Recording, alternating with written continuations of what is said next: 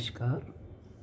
मैं डॉक्टर कापसे आज आपको बताऊंगा कि आप अगर सीनियर सिटीज़न हैं, रिटायर हो चुके हैं, तो आपको किस प्रकार से 1,20,00,000 इन्वेस्ट करना है, जिससे कि आपको कोई टीडीएस कहीं नहीं आएगा और आपको 12 लाख पर ईयर कैसे इनकम हो सकती है। आओ हम शुरू करते हैं। अगर आपको पेंशन मिलती है और मिलती ही होगी, तो अगर 75,000 रुपये तक की पेंशन है तो आपका टैक्स 75,000 पे नील हो जाता है, स्टैंडर्ड डिडक्शन मिल जाता है। सीनियर सिटीज़न को और अन्य सोर्सेस से अगर आय हो तो 12 लाख तक का क्या इन्वेस्टमेंट करे कि आपका टीडीएस नील रहे, आपको टीडीएस की कभी चिंता ना हो। तो आपको किस तरह से इन्वेस्ट करना है, आप ध्यान से सुनिए।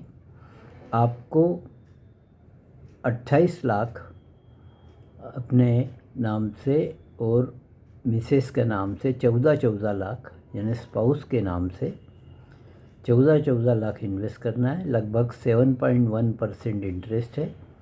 तो ये इंटरेस्ट जो है 99,400 के आसपास होगा और ये आपका इस पे टीडीएस नहीं कटेगा, क्योंकि 1 लाख तक का सीनियर सिटीज़न को इंटरेस्ट इनकम की छूट है। लेकिन 1 लाख से थोड़ा सा भी ज़्यादा अगर हो जाएगा तो वो टीडीएस कट जाएगा। उसमें ये नहीं है कि ज़्यादा जो अमाउंट होगा उसी पे कटे। तो आपको ये ध्यान रखना है कि अगर 7.1 से कुछ % ज़्यादा हो तो आपको उस प्रकार से 13 लाख की एफडी करना चाहिए, ताकि आपका टीडीएस न कटे। अब आपका 1 लाख और 1 लाख स्पाउस का हो जाएगा। इससे आपका कोई टीडीएस नहीं कटेगा। आप स्पाउस की जगह अपना भी इसी प्रकार से अकाउंट बना सकते हैं। अब आपका दूसरा नंबर पे आएगा। यहाँ पे आपके 28 लाख खर्च हो चुके हैं स्पाउस के नाम से और आपके नाम से। अब आपको नेक्स्ट स्टेप है, आपको पेंशन प्लान एन्युटी के लेना है। एन्युटी पेंशन प्लान चाहे वो LIC का हो, चाहे HDFC का हो, चाहे बिरला सन लाइफ का हो, और आपको पेंशन एन्युटी प्लान पर हमेशा जितना भी आपको ब्याज के रूप में या पेंशन के रूप में अमाउंट मिलता है उस पर कोई टीडीएस नहीं होता है। आपको लगभग 12 लाख ईच की ऐसी या ज़्यादा अमाउंट की 12-48 लाख या 50 लाख तक का 4 पॉलिसियाँ लेना है, जिस पे लगभग 7.1% 185 का इंटरेस्ट है। जो मेरी है ये आप देख सकते हैं, इसमें ये रही, ये मैंने ले रखे हैं प्लान। तो इस प्रकार से एन्युटी प्लान आप ले सकते हैं। ये लेने के बाद आपका 50 लाख और खर्च हो जाएगा और आपकी 4 एन्युटी पर लगभग आपको 86,200 यानी आपको अगर 8 पॉलिसियाँ लेते हैं या 50-50 लाख की 2 लेते हैं तो आपको 6,90,000 पर ईयर एन्युटी मिलेगी, जिस पे कोई टीडीएस नहीं होगा। एन्युटी प्लान्स पर, पेंशन प्लान पर कोई टीडीएस नहीं होता है। आपके टोटल यहाँ तक 9 लाख हो जाएंगे इन्वेस्ट, क्योंकि आपने एफडीआर में 14 लाख कर दिए हैं, तो 28 लाख पर आपको इंटरेस्ट जो मिल रहा है वो 9,99,400 और इस पे 86,200 इंटू, अगर आप 8 पॉलिसियाँ हैं तो आपको 6,90,000 इस प्रकार आपको टोटल 9 लाख पर ईयर यहाँ तक मिल गया है। अब आपको अगली जो योजना है या जो पॉलिसी है वो प्रधानमंत्री व्यय वंदन योजना है। ये भी पेंशन प्लान है। इस पे भी 8% के आसपास मिल जाता है। मैंने जब लिया था तो 7 पॉइंट कुछ था। तो ये स्पाउस के लिए और आपके लिए आप 15-15 लाख खर्च कर सकते हैं, अर्थात 30 लाख पूरा यहाँ पे आप इन्वेस्ट कर सकते हैं। इस पर भी लगभग आप लोग को 1,10,000 से 1,20,000 का इंटरेस्ट के रूप में पेंशन मिलेगी, जो दोनों की मिला के 240 के आसपास होगी, 210 से 240, अर्थात आपकी कुल वार्षिक कमाई यहाँ तक 11,40,000 हो जाएगी, जो लगभग 12 लाख के आसपास है।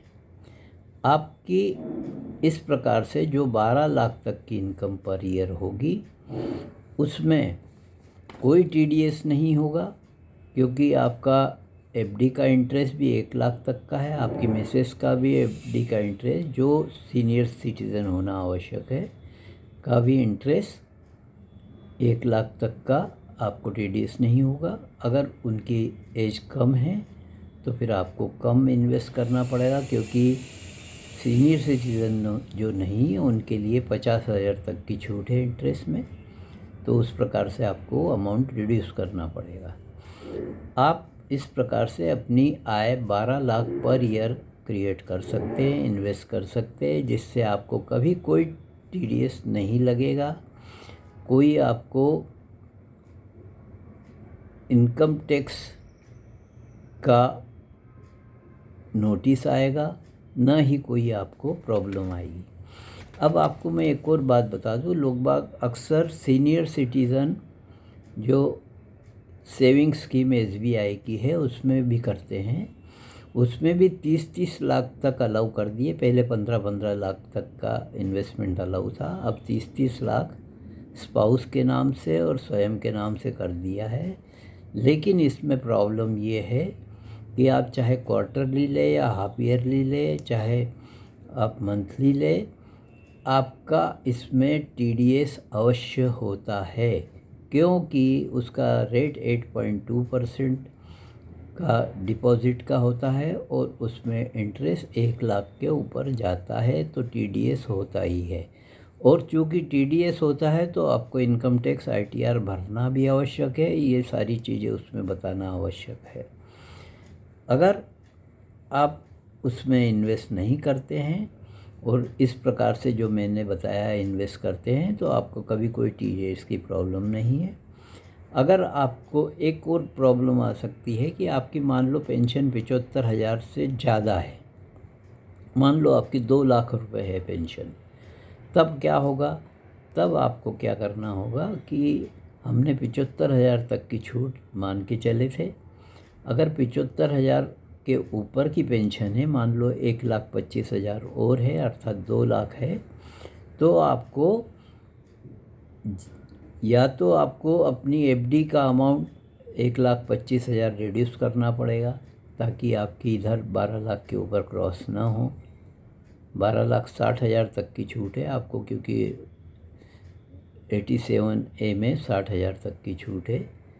तो आपको या तो अमाउंट वहाँ रिड्यूस करना पड़ेगा या आपको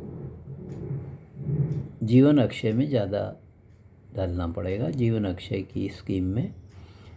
तो यह इस प्रकार एप्रोप्रिएशन कर सकते हैं। इसके बाद भी अगर कोई आपको प्रॉब्लम महसूस होती है, कुछ दिक्कत आती है, तो आप मुझसे संपर्क कर सकते हैं। मेरा नंबर 9893084203 है। मैं आपको इसके लिए सही सलाह दे सकता हूँ। ये सब इसलिए मैं सही दे सकता हूँ कि मैं खुद भी इन्वेस्ट कर चुका हूँ। मैं भी लगभग 75 वर्ष की आयु है मेरी भी किसी भी पॉलिसी या किसी भी FD पर कोई TDS नहीं होता है। मेरी मिसेस की भी FDयाँ हैं, उन पर भी TDS नहीं होता, क्योंकि हम उस अमाउंट तक करते हैं जहाँ तक 1 लाख से कम हो। और इसी प्रकार जीवन अक्षय, जीवन शांति और अन्य कई योजनाएं हैं जिनमें हम इन्वेस्ट करते हैं, तो हमारा कोई TDS नहीं होता है। आप भी इस जानकारी का लाभ उठाना चाहे तो उठा सकते हैं। आप मुझे कभी भी संपर्क कर सकते हैं, आप मुझे मैसेज कर सकते हैं, कमेंट कर सकते हैं। आप वीडियो पसंद आया हो तो ज़्यादा से ज़्यादा लाइक कीजिए, ज़्यादा से ज़्यादा शेयर कीजिए और इसी प्रकार के आपको निर्विवाद वीडियो मैं आपको प्रस्तुत करता रहूँगा। धन्यवाद। मैं डॉक्टर कापसे, भोपाल से।